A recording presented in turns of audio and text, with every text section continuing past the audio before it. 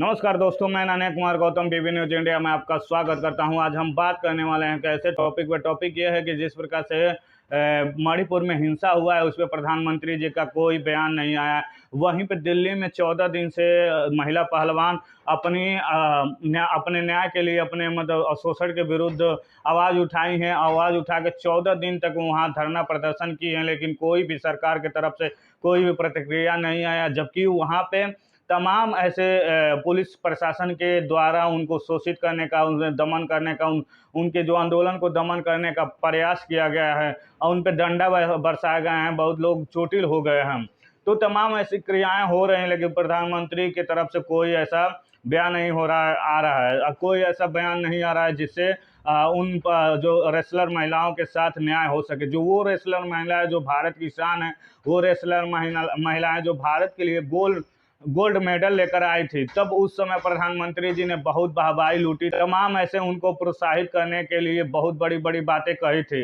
लेकिन आज उनके साथ शोषण हुआ है तो प्रधानमंत्री जी का कोई ऐसा बयान नहीं आ रहा है। कहीं पे कर्नाटक का चुनाव में वो इतना व्यस्त हो गए हैं कि वहाँ का जो चुनाव है, कहीं ना कहीं अब हिंदू मुस्लिम से ऊपर उठकर वो चुनाव का वहाँ वोट करने वाले हैं। प्रधानमंत्री जी का जो रैली हुआ था, रैली में कोई ऐसी भीड़ नहीं दिखाई दे रही थी। उनका हिंदू मुस्लिम वाला जो कार्ड है वो कहीं ना कहीं फेल होते साबित हो रहा है। लेकिन वहीं पे मणिपुर में इतनी बड़ी संख्या में लोगों की मृत्यु हुई है और वहाँ के जो रूरल टाइप के लोगों में एक जात को मर्ज करने की बात आई थी, तो वहाँ पे एक छोटा सा प्रदर्शन हुआ। प्रदर्शन वही इतना दंगा का रूप धारण कर लिया है कि वो 54 लोग वहाँ पे मारे गए हैं।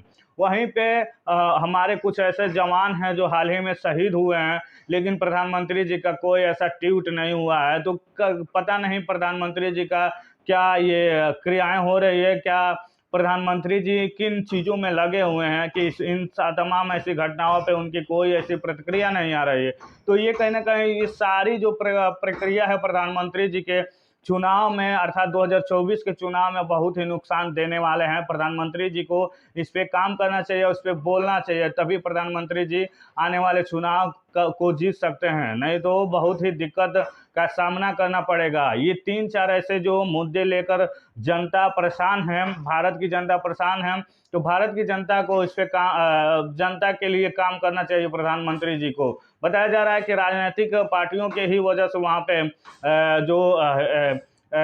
जो मणिपुर में दंगा हुआ है, मणिपुर में जो झड़प हुई है, वो कहीं ना कहीं उन्हीं के कारण हुआ है, राजनीतिक दलों के कारण। तो तमाम ऐसी प्रतिक्रिया दिखाई दे रही है। तो प्रधानमंत्री जी केरल में इतने व्यस्त हो गए हैं कि यहाँ ये सारी घटनाएं उनको दिखाई नहीं दे रही है। तो वीडियो कैसी लगी? अगर अच्छी लगी तो वीडियो को लाइक करें, सब्सक्राइब करें, बेल आइकन घंटी को दबाना ना भूलें। नमस्कार दोस्तों।